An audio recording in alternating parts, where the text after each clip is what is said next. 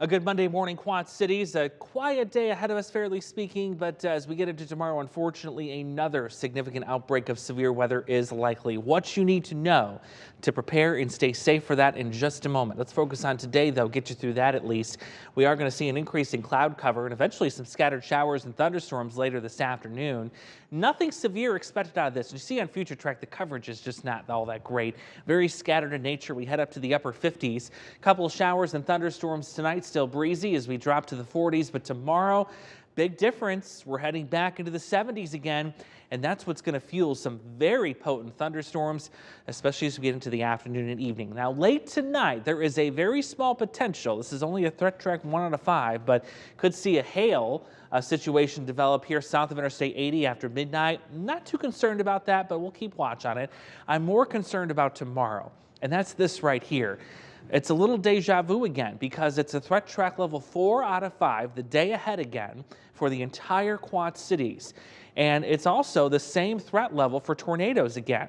Notice that little polka dot area right over the Quad Cities, which means within that zone, we are going to be seeing the potential for strong, damaging, long track tornadoes.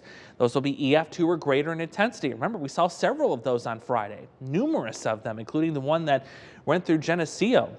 And that was a strong one. So again, tomorrow is another day we need to be on guard. Now, as of this morning, the time window is very large. We'll button that up a little bit more as we get into tomorrow morning when we confidently see what's going to happen, because there could be up to 3 rounds of storms. And that's why this window is so big right now. What we do know is damaging wind is kind of on the lower end this time around. It's the large hail and the tornado threat that's now a 4 out of 5 when you look at this as a whole. Here's the setup we've got going on. It's a little different than Friday because you have a warm front that is now in play. And these are trouble this time of year because near these warm fronts, you've got a lot of spin in the atmosphere.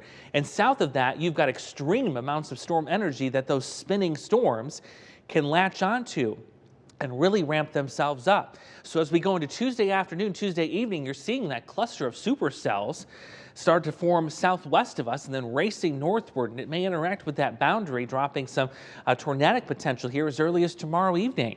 That round will lift to the north. We've still got a little storm energy left here.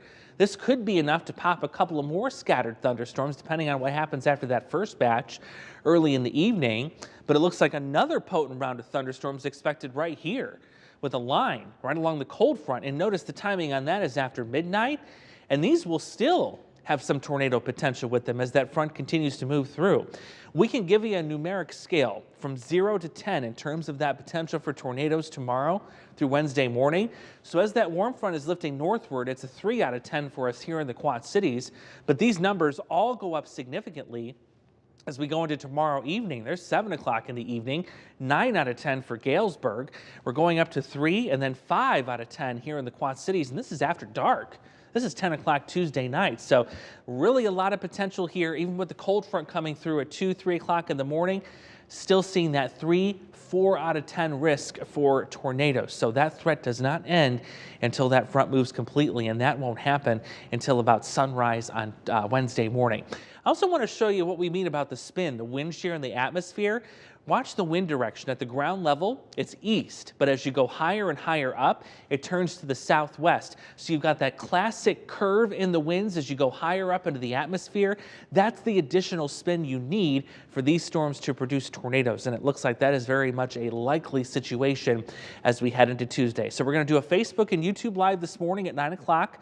Tune in for that. We'll break down this threat even further, but tomorrow make sure your severe weather plan is ready to go. NOAA weather radio, flashlights, your first aid kit, your place you're going to shelter, News 8 Storm Track 8 apps, all critical things you should have tomorrow. And of course, we're going to be all over this. Team coverage throughout the day, throughout the night, and into Wednesday morning, as we're likely going to have more damage that we're going to be seeing. But thankfully, after this storm system gets out of here, the pattern will quiet down, and I don't see really any additional storms coming in through at least early next week. If anything, we're going to stay warm. You've got a weekend full of 70s ahead.